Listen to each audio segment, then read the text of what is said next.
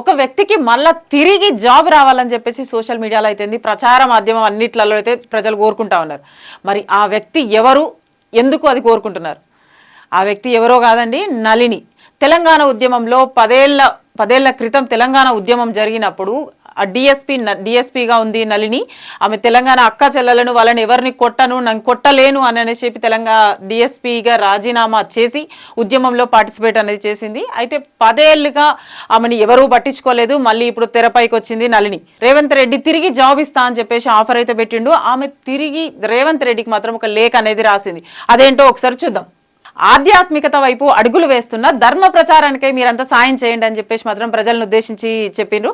అదేవిధంగా రేవంత్ రెడ్డి గురించి అంటే, రేవంత్ రెడ్డి మీలో స్పార్క్ ఉంది, మరి మిమ్మల్ని త్వరలోనే కలుస్తా అని చెప్పేసి మాత్రం చెప్పింది.